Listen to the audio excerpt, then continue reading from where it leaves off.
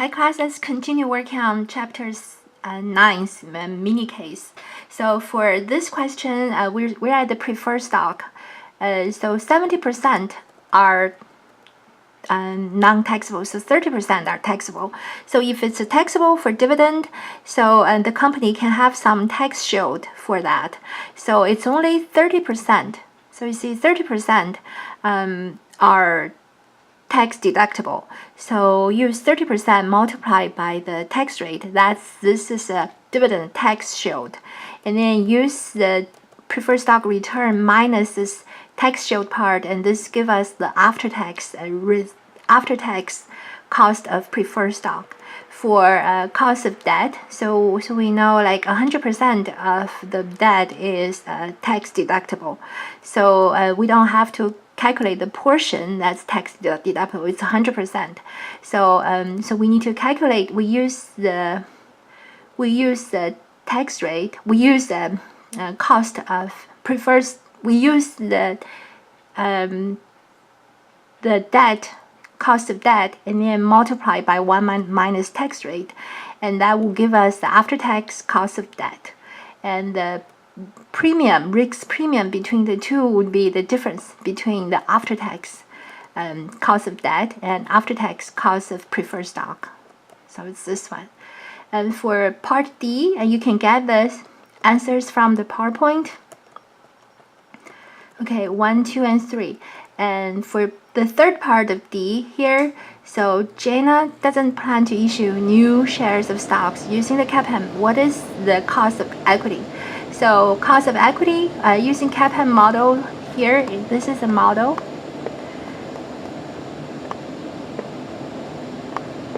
So this is a model, CAPM model.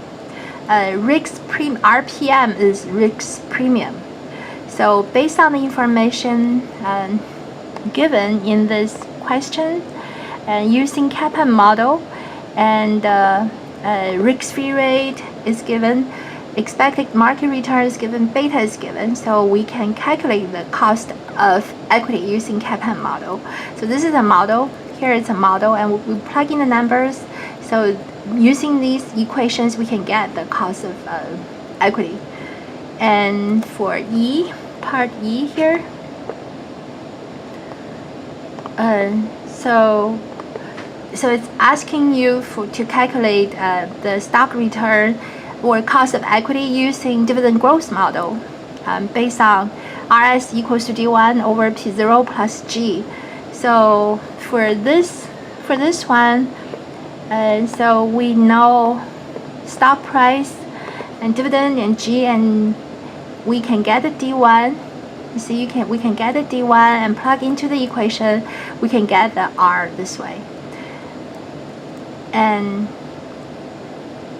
the next one is the retention growth model. So for this question, so we need to calculate the payout ratio is given, and 0.62 based on this equation here. ROE is given. So the growth rate, the company pay out 62% to shareholders, kept the rest 38%. And we just use the 38% multiplied by the ROE. That will give us the growth rate. This will be the firm's growth rate, or it's just a G in this model. It's just a G in this model, in the dividend growth model. Here, this is just the G we calculated from this question is just in this model, the growth rate. Okay, so we need to find the G. And the next one is the bond yield plus judgment, this one. Okay, so for this one,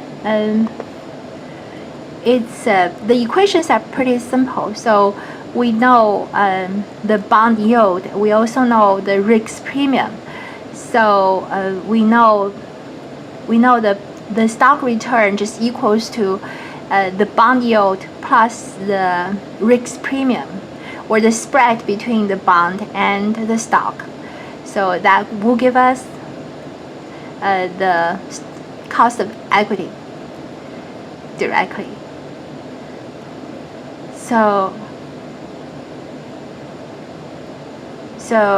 we got, we based on the above, we got several cost of equities. So we can use the average to get the average cost of equity. And then we got the cost of equity, so we got the weight. The weight will be given. So, and we got the cost of debt, cost of preferred stock, cost of equity. So we can put it together and get a WACC.